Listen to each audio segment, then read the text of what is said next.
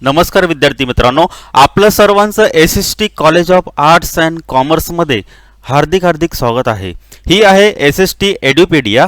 मी प्राध्यापक संजय परटोले। आज आपल्याला इको 3 मध्ये म्हणजे SYBA मध्ये असणारा जो भारतीय अर्थव्यवस्था हा विषय आहे, या विषयाअंतर्गत मी तुम्हाला आज दारिद्र्य, ज्याला आपण इंग्रजीमध्ये पॉवर्टी असं म्हणतो, या विषयाचा आपण अभ्यास करणार आहोत। आता या विषयाअंतर्गत दारिद्र्य हा घटक फार महत्त्वाचा आहे, कारण भारतीय अर्थव्यवस्था जर म्हटली तर या भारतीय अर्थव्यवस्थेमध्ये दारिद्र्य जो घटक आहे, ज्याला आपण पॉवर्टी म्हणतो, हा घटक येत असतो। मग या घटकाचा एकंदरीत आपल्याला आज अभ्यास करायचा आहे।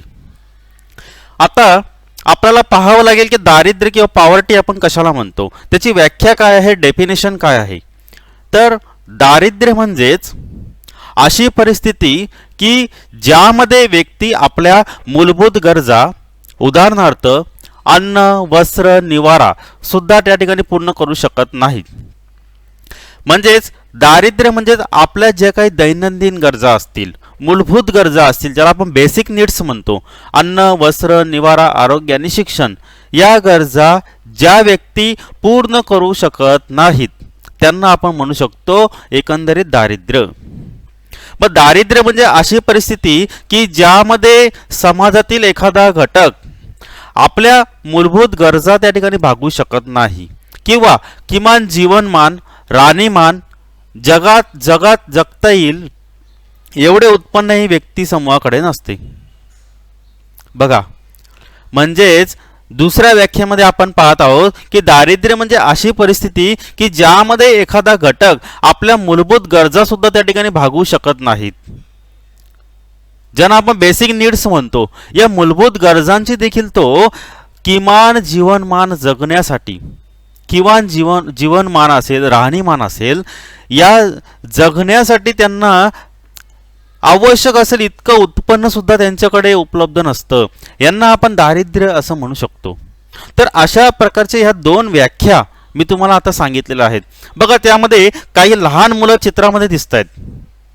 त्या चित्रामध्ये जर आपण पाहिलं तर त्या मुलांकडे साधं वस्त्र सुद्धा नाहीयेत जे त्यांच्याकडे असायला हवेत, आणि आजूबाजूचं तुम्ही वातावरण त्या ठिकाणी पाहू शकता की त्या ठिकाणी बघा, त्यांना योग्य राहण्यासाठी, जीवनमान जगण्यासाठी जे योग्य पोषक वातावरण आवश्यक आहे ते सुद्धा तिथे त्या ठिकाणी दिसून येत नाहीये। तर ही आहे दारिद्र्याची व्याख्या। त्यानंतर दारिद्र्याचे प्रकार कोणकोणते आहेत, या प्रकारांद्वारे आपल्याला दारिद्र्य जे आहे, दारिद्र्य आपण कशाला म्हणायचं हे डिटेलमध्ये आपल्याला त्या ठिकाणी शिकण्याची गरज आहे। मग दारिद्र्याचे प्रकार अभ्यास शिकत असताना त्यामध्ये बघा, तुम्हाला चित्रामध्ये दिसत आहेत काही स्त्रिया त्या ठिकाणी काम करताना आपल्याला दिसून येत आहेत। बऱ्याचशा स्त्रिया हे खाणकाम व्यवसाय असेल, किंवा कापड उद्योग असेल, किंवा इतर अन्यचे उद्योग असतील, त्या ठिकाणी काम करताना आपल्याला दिसून येत आहेत। मग दारिद्र्याचे नेमके प्रकार कुठले आहेत, तर दारिद्र्याच्या नेमके आपण दोन प्रकारांचा अभ्यास करत असतो।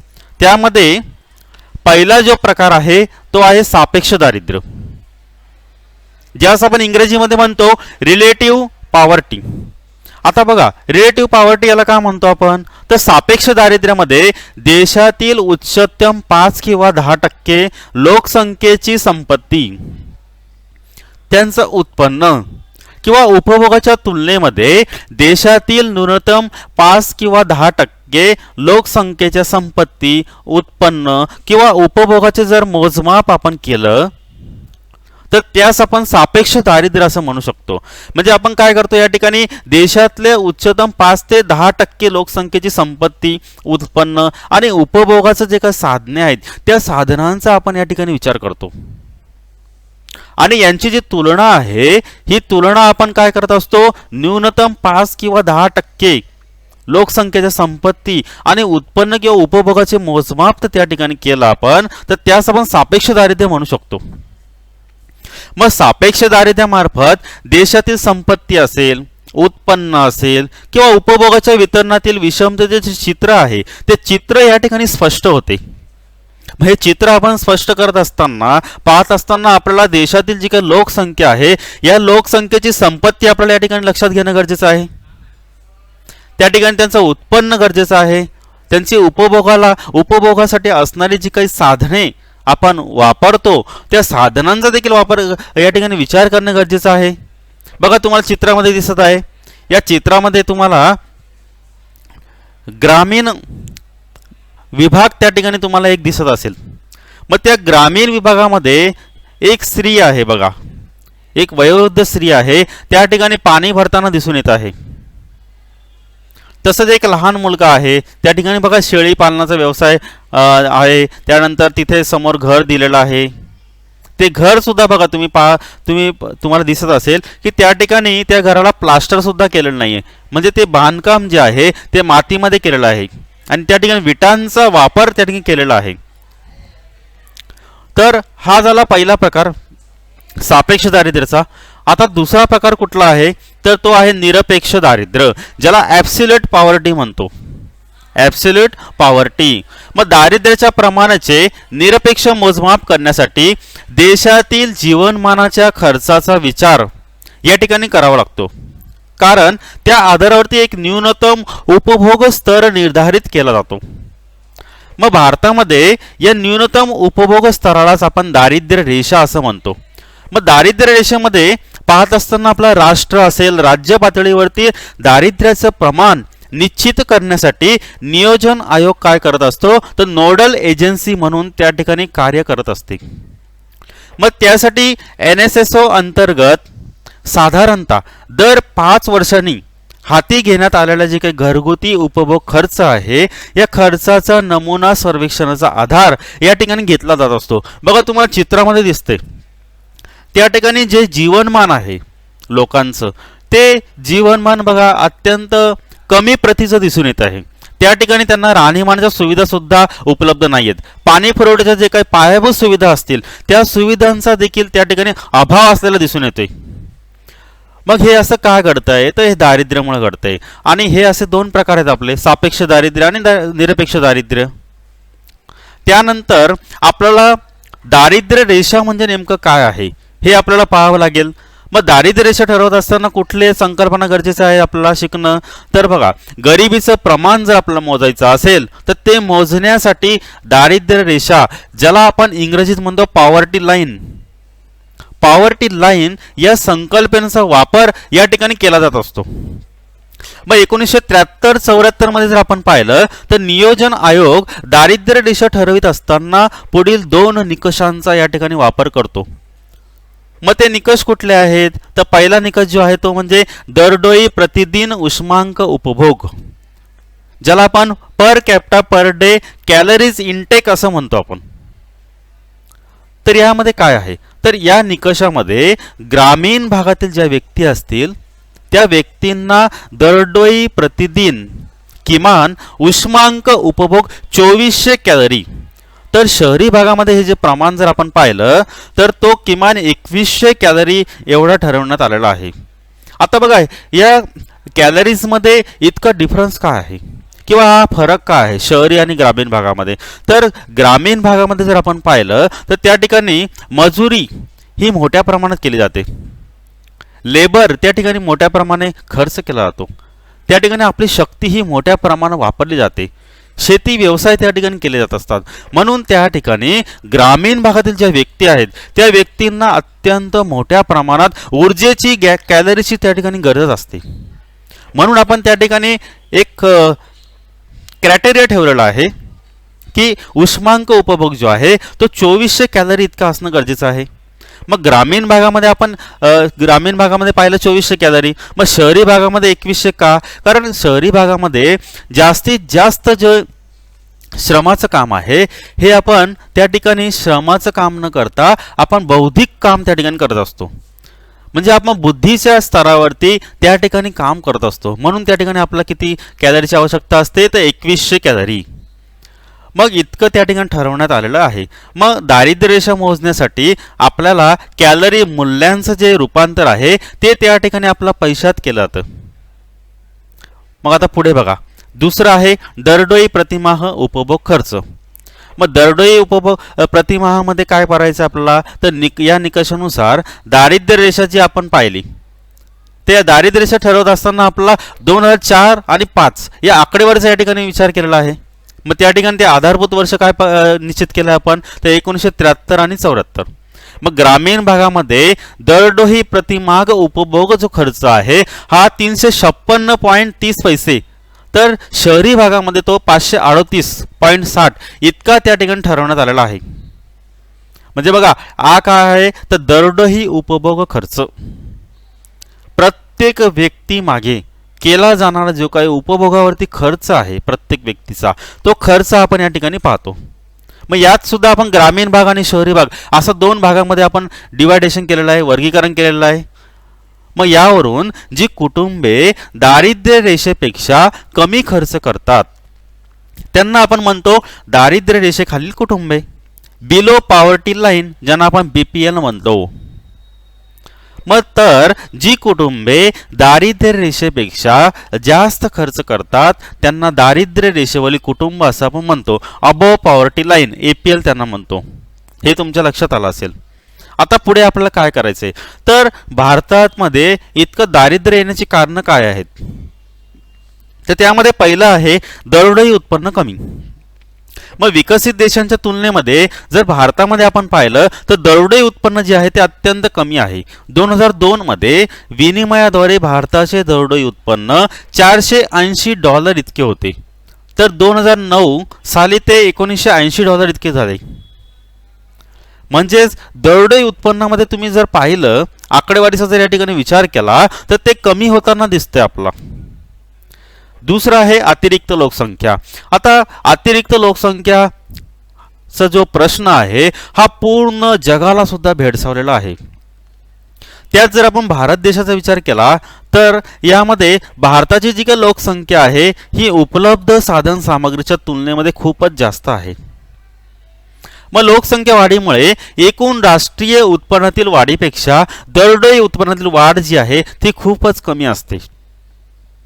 आणि ही वाढ कमी असल्यामुळे काय होतं, ही अतिरिक्त लोकसंख्येचा जो काही परिणाम आहे, सतत वाढत जाणारी लोकसंख्या आहे, याचा परिणाम काय होतो, दारिद्र्यावरती होत असतो. त्यानंतर तिसरं आहे बेकारीचं वाढतं प्रमाण. आता बेकारीबद्दल तुम्हाला माहिती आहे, तर भारतामध्ये ग्रामीण भागामध्ये अर्ध बेकारी, त्यानंतर छुपी बेकारी, त्यानंतर शहरी भागामध्ये सुशिक्षितांची बेकारी. म्हणजे त्या ठिकाणी आपण जे शिक्षण घेत आहोत त्या शिक्षणानुसार आपल्याला काम मिळेल किंवा नाही याची आपण त्या ठिकाणी शाश्वती देऊ शकत नाही, त्या ठिकाणी आपण खात्री देऊ शकत नाही, श्युरिटी देऊ शकत नाही. म्हणून आपल्याला काय करावं लागतं, त्या ठिकाणी बेकारी जी आहे, सुशिक्षित बेकारी, हा मोठा प्रश्न त्या ठिकाणी निर्माण होतो. भारतामध्ये लोकसंख्या जी आहे ही ज्या वेगाने या लोकसंख्येमध्ये वाढ झालेली आहे त्या प्रमाणामध्ये शेती, उद्योग, व्यापार क्षेत्र या रोजगार संधी निर्माण झाल्या नाहीत. मग त्यामुळे काय झालंय, दिवसेंदिवस आपण पाहतो की दारिद्र्यामध्ये दिवसेंदिवस भर पडत चाललेली आहे. त्यानंतर चौथं कारण आहे ते म्हणजे आर्थिक विषमता. आता आर्थिक विषमतेमध्ये जर आपण पाहिलं तर विषमता म्हणजे काय, तर एखाद्या व्यक्तीचं उत्पन्न हे जास्त असतं तर तेच त्या तुलनेत जर इतर व्यक्तीचं उत्पन्न आपण पाहिलं, इन्कम जर स्रोत पाहिलं तर ते फार कमी असतं. ते ही आहे दारिद्र्य विषमता. मग त्यामध्ये आपण संपत्तीचा विचार करू शकतो, त्यानंतर त्याचं उत्पन्न कसं आहे, त्या उत्पन्नाचं वाटप कसं केलं जातं ते पाहू शकतो आपण. त्यानंतर देशातील लोकांमध्ये जे काही संपत्ती आणि उत्पन्न आहे त्या संपत्ती आणि उत्पन्न झालेलं वाटप कसं आहे, किती प्रमाणात झालेलं आहे किंवा नाही, याचा विचार आपण आर्थिक विषमतेमध्ये करत असतो. मग उत्पन्न आणि संपत्तीचे जर विषम स्वरूपात जर वाटप झाले तर प्रत्येक देशामध्ये गरीब आणि श्रीमंत असे 2 वर्ग त्या ठिकाणी निर्माण होतात. मग असे जर 2 वर्ग निर्माण झाले तर त्या ठिकाणी एक मोठी दरी त्या ठिकाणी निर्माण होते. ते हे झालं आर्थिक विषमता, दारिद्र्य असण्याचं महत्त्वाचं कारण. त्यानंतर 5वं आहे आणि शेवटचं कारण आहे ते म्हणजे निरक्षरतेचे प्रमाण. जर आपण भारतामध्ये विचार केला तर दारिद्र्यामध्ये जीवन जगणारे जे काही लोक आहेत त्या लोकांमध्ये निरक्षरतेचे प्रमाण हे अत्यंत मोठ्या प्रमाणात दिसून येते. मग निरक्षर लोकांची जी काही कार्यक्षमता आहे ही साक्षर लोकांपेक्षा कमी असते. मग भारतामध्ये 2011च्या जनगणनेनुसार साक्षरतेचे जे काही प्रमाण आहे हे 75% आसपास आहे. मग अजूनही देशामध्ये 25% पर्यंत जे काही लोक आहेत ते निरक्षर दिसून येतात आपल्याला. मग यावरती उपाय काय करायचे? तर बघा, दारिद्र्य निर्मूलनासाठी धोरण आणि कार्यक्रम या ठिकाणी आखण्यात आलेले आहेत. मग त्यामध्ये पहिलं जे धोरण आहे दारिद्र्य निर्मूलनासाठी ते सरकारने त्रिआयामी दृष्टिकोनाचा या ठिकाणी विचार केलेला आहे. त्रिआयामी धोरणाचा या ठिकाणी स्वीकार केलेला आहे. मग त्यामध्ये पहिला जो दृष्टिकोन आहे ज्याला आपण अप्रोच म्हणतो ते म्हणजे वृद्धिधारित दृष्टिकोन. दुसरा आहे दारिद्र्य निर्मूलन कार्यक्रम. तिसरा आहे किमान मूलभूत सुविधांची तरतूद. मग त्यामध्ये पहिलं जे आहे ते म्हणजे वृद्धिधारित दृष्टिकोन, ज्याला आपण ग्रोथ ओरिएंटेड अप्रोच म्हणतो आपण. मग हा दृष्टिकोन जो आहे हा अशा अपेक्षेवर आधारलेला आहे की आर्थिक वृद्धीचे जे काही परिणाम आहेत, ज्यामध्ये जीडीपी आणि दरडोई जीडीपीतील जे काही वेगवान वृद्धी आहे समाजाच्या सर्व गटांपर्यंत पसरतील, तसेच गरीब जनतेपर्यंत झिरपत राहतील, असा या ठिकाणी दृष्टिकोन जो आहे हा वृद्धिधारित दृष्टिकोन या ठिकाणी सिलेक्ट करण्यात आला आहे, ठरवण्यात आलेला आहे. त्यानंतर दुसरं आहे दारिद्र्य निर्मूलन कार्यक्रम, ज्याला आपण पॉवर्टी एलिव्हेशन प्रोग्राम्स म्हणतो, PAP शॉर्ट फॉर्म मध्ये म्हणतो आपण. तर वृद्धिधारित दृष्टिकोनाला पर्याय म्हणून धोरण निर्मात्यांनी दारिद्र्यावरती प्रत्यक्षपणे मात करण्यासाठी त्या ठिकाणी दारिद्र्य निर्मूलन कार्यक्रम राबवण्यावरती भर दिलेला दिसून येतोय. मग दारिद्र्य निर्मूलन करणं किंवा या दारिद्र्याचं भारतातून पूर्णपणे उच्चाटन करणं हे अत्यंत महत्त्वाची बाब आज भारतामध्ये ठरलेली आहे. मग यामध्ये दारिद्र्य निर्मूलन कार्यक्रमचे 3 प्रकार पडत असतात. पहिला जो आहे तो म्हणजे स्वयंरोजगाराचा कार्यक्रम त्या ठिकाणी राबवण्यात आले. मग त्यामध्ये रोजगाराचे जे काही कार्यक्रम आहेत हे राबवत असताना स्वर्ण जयंती ग्राम स्वयंरोजगार योजना ही या ठिकाणी राबवण्यात आली. त्यानंतर मजुरी संदर्भात जे काही रोजगार कार्यक्रम असतील त्या रोजगार कार्यक्रमामध्ये सुधारणा करण्यासाठी, दारिद्र्यावरती मात करण्यासाठी त्या ठिकाणी एक कार्यक्रम राबवण्यात आला. त्या कार्यक्रमाचं नाव होतं महात्मा गांधी राष्ट्रीय ग्रामीण रोजगार हमी योजना. त्यानंतर स्वयंरोजगार व मजुरी रोजगारांचे एकत्रीकरण असलेल्या योजना त्या ठिकाणी राबवण्यात आल्या. मग त्यामध्ये सांगायचं झालं तर स्वर्ण जयंती शहरी रोजगार योजना. तर ही योजना जी आहे ही दारिद्र्य निर्मूलन कार्यक्रमाअंतर्गत राबवण्यात आली.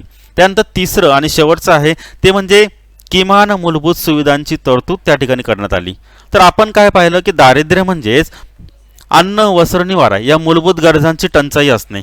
मग शासनाने काय केलेलं आहे, या ठिकाणी किमान मूलभूत गरजा ज्या आहेत या गरजांची किंवा या सुविधांची तरतूद कशी करून देता येईल आपल्या देशातील लोकसंख्येसाठी, तर त्यासाठी प्रयत्न करण्यात आले. मग त्यामध्ये सार्वजनिक वितरण व्यवस्था ही एक प्रणाली त्या ठिकाणी विकसित करण्यात आली, ज्यामध्ये जी काही भारतातील लोकसंख्या आहे या लोकसंख्येस दारिद्र्य रेषेखालील जे कुटुंबे आहेत त्या कुटुंबांना कमीत कमी दरामध्ये त्या ठिकाणी धान्याचं वाटप, अन्नधान्याचा पुरवठा त्या ठिकाणी करण्यात आला. त्यानंतर दुसरं आहे एकात्मिक बाल विकास योजना. त्यानंतर तिसरं आहे राष्ट्रीय मध्यान्ह आहार योजना. तर याप्रमाणे ज्या काही तरतुदी आहेत या तरतुदी या किमान मूलभूत सुविधांअंतर्गत करताना दिसून आलेल्या आहेत किंवा या त्या ठिकाणी राबवलेल्या आहेत. मग हे दारिद्र्यासाठी इतके सर्व प्रयत्न आज भारतामध्ये करण्यात आले. मग अशा प्रकारे आज आपण दारिद्र्याची व्याख्या, त्यानंतर दारिद्र्य निर्मूलन करण्यासाठी कोणकोणते उपाय करणं गरजेचं आहे, त्यानंतर दारिद्र्याविषयीची जी काही मात करण्यासाठी आपल्याला काय करायला हवं यांची आपण एकत्रित माहिती आज आपण या ठिकाणी घेतलेली आहे. धन्यवाद.